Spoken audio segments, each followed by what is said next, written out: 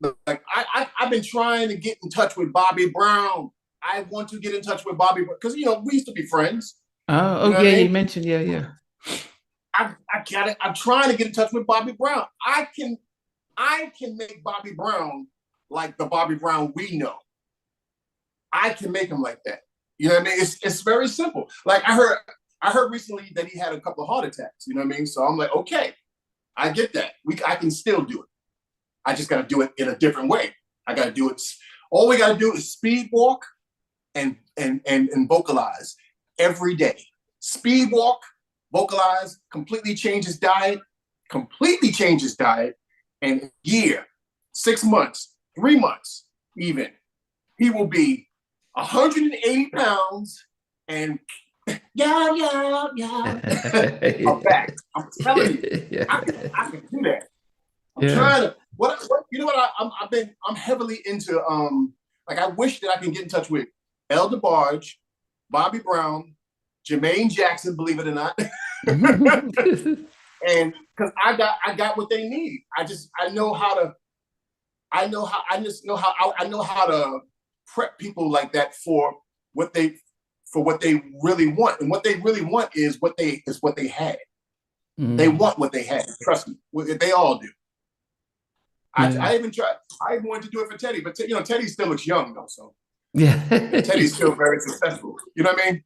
But Yeah. me and Teddy had this conversation last like about 3 years ago, about 2 or 3 years ago. You know what I mean? I told him because he knows Bobby Brown. I said, "Yo, man, call Bobby Brown for me. Let him know what I'm trying to, And he was like, "Yo, I might need that too." You know what I mean? But I said, "Let's do it." But Teddy is so busy. He's so busy. You know what I mean? I think he lives in Africa now. So Yeah, yeah, he splits between Vegas and parts of Africa, and he's have probably you get and interviewed him yet?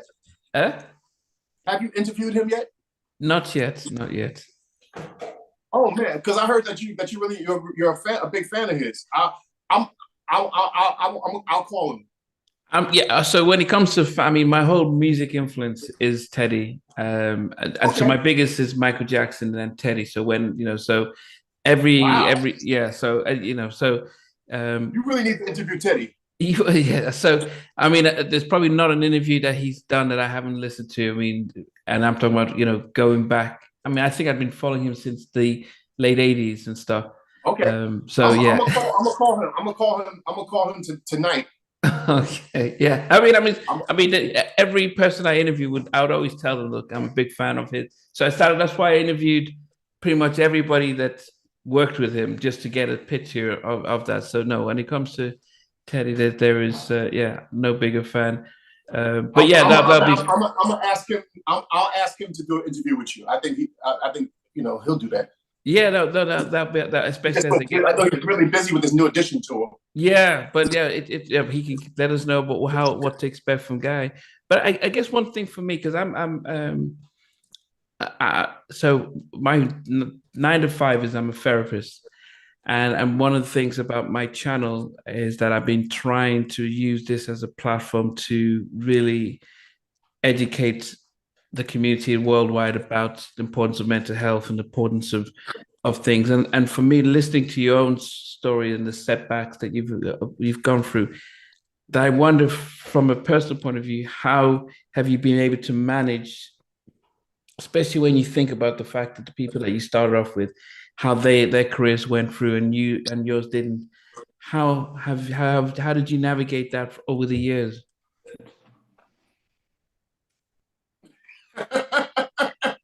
By keeping this girl next to me. Music, man. It's like sometimes I feel very sad. You know what I mean? I remember Keith Sweat used to come watch us rehearse. You know what I mean? I get sad sometimes. You know what I mean? Sometimes even cry. You know what I mean? But when I get that down, I just pick my guitar up, or I go in the studio and I start recording. I record. That's how I get through it. You know what I mean? Thank God that I can do it. See, a lot of other people can go in the studio and they'll play the keyboard and they'll do a beat. It's different when you can actually do like what Motown has done. You know what I mean?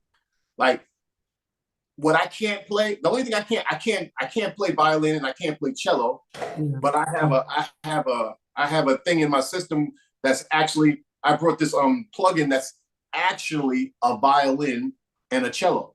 Like it's actually a violin and a cello. Like these people went in the studio for 3 weeks and they recorded every inflection of a violin and every inflection of a cello.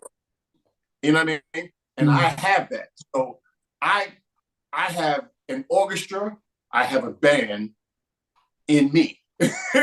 So I can reproduce any sound I want, from rock to hip hop to country. I've done country for people, I've done gospel for people, I've done Spanish music. You know what I mean? I can do anything musically. Yeah. And I have thousands of students all over the world, because now I teach virtually now. Okay. Like the way I'm talking to you is the way I teach. Yeah. You know what I mean? So because I teach like this, I teach people in Dubai, I teach people in Russia, I teach people in California, I teach people in New York, I teach people, you know what I mean? All over the world. So all of these people that I teach, I also, half of them I produce. You know what I mean? So I stay so busy. And because I'm not aging, and so what I'm doing now, I'm building up my business credit, and I'm building up I'm getting into real estate now. You know what I mean? I'm starting to, like, I already do Airbnb, but I'm getting ready to do an Airbnb business where it's going to be, high-end vacation rentals all over the country. So what I'm going to do for about a year, I'm going to build my money up so strong with Airbnb. Because the thing about Airbnb is you can make thousands and thousands of dollars and only have to work on it, pay attention to the business, actually like 3 or 4 hours a week. So that'll free me up all the time I need to get back to my music. You know what I mean? Like full time. I want to be a full-time artist again, but I can't be a full-time artist as a grown man if I'm not making no money. Yeah. You know what I mean? So once I get my money, see, the thing about me, I still have hope and I still have plans. And I still have, I have goals, I have plans. So that's what kept me going throughout these years. You know what I mean? Yeah. I'm still me. Yeah, but also there's a part of me that then wonders, hopes that there isn't a sense of regret, that you're like, well, it has passed, but I'm still looking forward, because that's one thing that will hold us back if we're constantly, I think there's a verse that says in the Bible about, you don't, if you're pulling a plow and you're looking backwards, I don't know the best quote, but it's a sense of you can't try and progress if you're constantly looking backwards, and Yeah. See, you gotta realize listen, honestly, the business of music is very, very, very, very, very, very, very, very, very dark. Yeah. Yeah. I'm glad I dodged that bullet. You know what I mean? And now with social media, I don't need the industry. I don't need the industry. I am the industry, God damn it. I'll put my own stuff out when the time comes. You know what I mean? It don't matter. Even if I do start to age. So I'll just be an old player. It's yeah. Look at Ronald Isley. Yeah. He got the big white beard now. He look cool as hell. You know what I mean? If Ronald Isley still could come out and be like, "You're contagious," you know what I mean? I could do the same thing. Yeah. Well, yeah, no, definitely. It's definitely been great, really hearing your stories, though. I mean, I always end my interviews by asking my guests, if you were stuck in an elevator, what movie would you request to watch? If I was stuck in the elevator, what movie would I request to watch? Yeah, so it's almost like, what's your favorite movie? Because sometimes it's like, yeah, let me put on my favorite movie. Wow, favorite movie. That's an interesting question. What's my favorite movie? I don't know. I love Dreamgirls. Which one? There's the original one, and then the the one with Beyonce. Okay. Oh, the Jackson 5 or the Temptations. Okay, but okay. You've named 3 movies, but which one? What's your go-to one?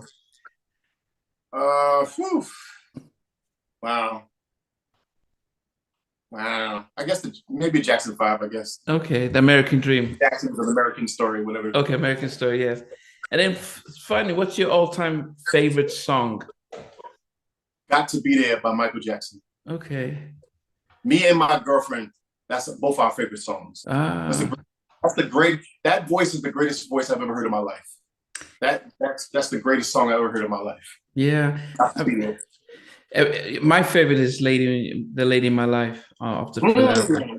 There'll be no darkness tonight. Yeah, oh yeah, oh yeah. Yeah, that's it. I mean, Rolling Stones recently did a list of their 200 the best singers ever, and to their shame, they put Michael Jackson at 86, and you know, you know, so they've. Hey, yo, let me tell you something. I know you got to go soon, but I got to tell you this.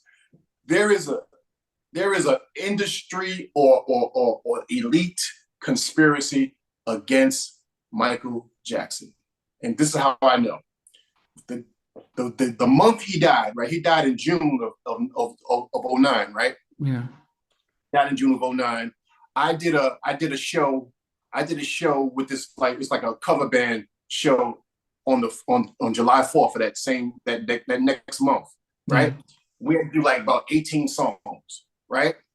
And the rich people that were there, they requested all of these songs for us to do.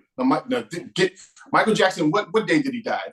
Was it June 22nd or something like that? I don't know. I forget what it was. Something like that. So he had just died. I didn't get one request to do a Michael Jackson song. Not one request. And this was, I'm telling you, I was singing for the 1%. For the rich people. Mm. You know what I mean? Out in the Hamptons. Nobody wanted to hear Michael Jackson right after he died. I'm telling you. And I've done shows with people like that where they would personally request I not do Michael Jackson. Trust me. He is not liked up in that environment for some reason. Yeah. And it's especially just a couple of years before that, the sad thing is that he worked hard to build his publishing empire. He was proud of the fact that he owned half of what's Sony Publishing, and he didn't want to let go of that. And within a year of him dying, the estate sells it off. So it's there's no proof that it was part of getting him out the way. We can now take control of it, but and he's said it for many times that they have. The moment he became the biggest and broke all the records, then they started to plant all these allegations to discredit him. Because I was all the way up in that business. The same person who handled Thriller, the same person at CBS Records, at Epic Records, that was in charge of the promotions of everything, handling Thriller, is the same person that handled Kids at Work. Wow. Same person that handled Kids at Work. His name is T.C. Tompkins. You know what I mean? So we've been there. We've been there. I've met everybody from the top all the way to the bottom. You know what I mean? And trust me. Yeah.